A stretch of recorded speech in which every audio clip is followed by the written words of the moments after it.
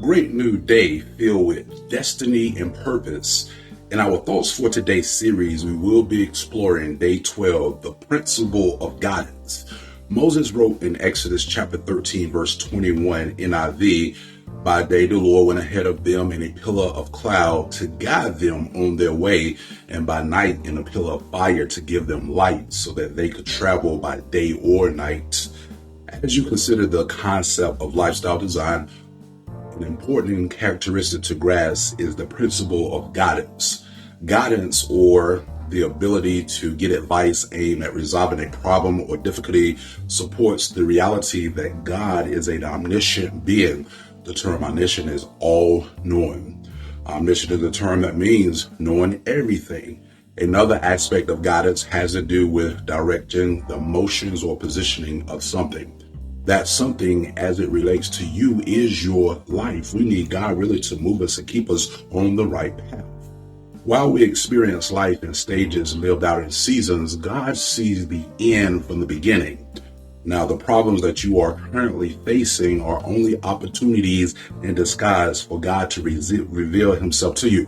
Somebody needed to hear that you're going through a terrible time, but you just hold on because your deliverance is coming.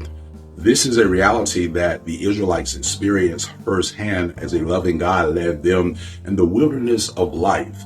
The daytime hours could not dim or negate the cloud of God's love that led his children.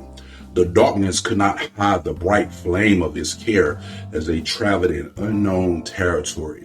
Eventually, they arrived at the promised land 40 years after they left Egypt. During that time, neither their shoes or clothes wore out. God caused manna and quail to rain from the heavens and water to gush forth from rocks. While you're in your season, just realize that God is going to surprise you at how he sustains you, and he's going to reveal himself to you. He truly sustained the children during their time of complexity.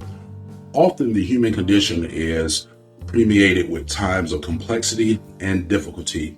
In those moments, we sometimes do not know what the future holds, but check this out. We are thankful that we know who holds the future. God holds it all intact. God provides guidance in the form of doors that are both open and closed. While you only see a part of your life, God sees your entire life. A closed door means that God has another opportunity for you. So don't be mad. Don't despise God because that door closed. He just got another one for you. You just keep on living your life. James provides the readers with prudent information in James 1:5 NIV. He says, "If any of you lacks wisdom, you should ask God, who gives generously to all without fail or finding fault, and it will be given to you." In Proverbs 2:6 NIV, we find these words, "For the Lord gives wisdom, from his mouth comes knowledge and understanding." The Lord provides 24-hour guidance for his children. As you consider your current journey, know that you are not alone. You have God on your side, and if God is for you, who can be against you? I want you to spend 10 minutes a day seeking God for the purpose of asking him for guidance as you make these life important decisions. I want you to decide to embrace the principle of guidance. I want you to think about that. Day 12, meditating on a new thought exercise. So as we consider the reflection thoughts, God provides guidance in the form of doors that are both open and closed. While you only see a part of your life, God sees the entire life. A closed door means that God has another opportunity for you. Imagine this. What if you went through that door and it took your life? And God was saving you because he left that door closed, but he got some other ones that he opens up. You just keep trusting him. Principle to remember.